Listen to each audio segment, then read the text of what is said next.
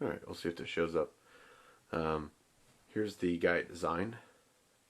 Now you gotta keep in mind there's duct tape around there, but you can see it's a very soft glow. There isn't a whole lot of light to it. Here's the little Rock River, a little baby keychain light. You can see it puts off quite a bit of light. I mean, I could easily read by this. It lights up the rest of the lanterns next to it. Not sure if you can tell, this is just a regular candle, little tea light candle. And it's not really enough light for the camera to even focus on there. And we're going to come to the, basically what I call the electronic tea candle. You can see this camera has a hard time with low light, but at least it's enough light to help focus the lanterns next to it, sort of. Still is not as bright as that little Rock River, although it has basically the same little baby LED. The reflectors is quite a bit better. As you can see, the electronic one puts out plenty of light. That's why it'd sort of be a great idea for your house or even a bug out vehicle. It's not that big, and it's plastic.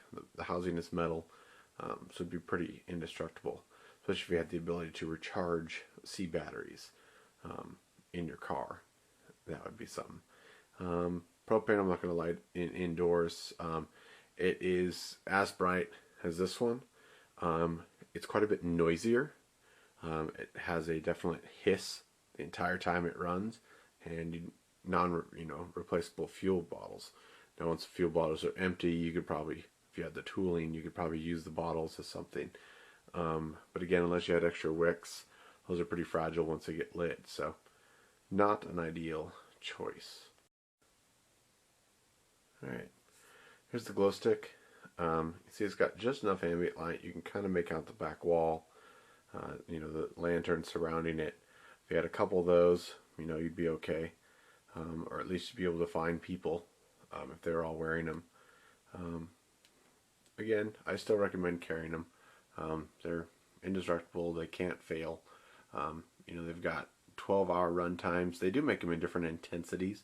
They do have some that are extremely bright that only last about a half hour, mainly for signaling and such things. But overall, I don't think you can go wrong with them.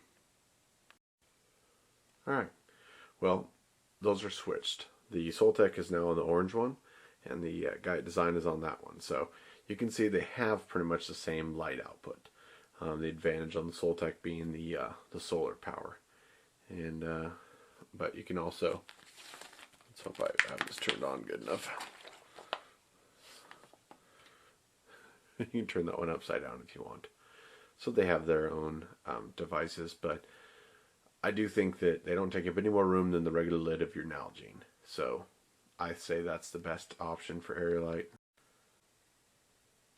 And there's the diffuser. It wouldn't stand up on its own on the soft bench here I'm using, so I got something that was hard. But this is just on low, and then this medium, and that's high. So you can see on high, it outputs anything else. There's even a turbo mode on there.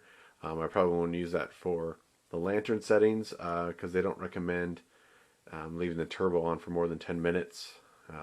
So probably wouldn't use that for a lantern setting, but if I back up, there's more than enough light to light up this whole area, and you're only carrying a small little indestructible plastic tip. Give you an idea, without the lantern, without the diffuser, it's bouncing off the ceiling, but it's not even able to focus.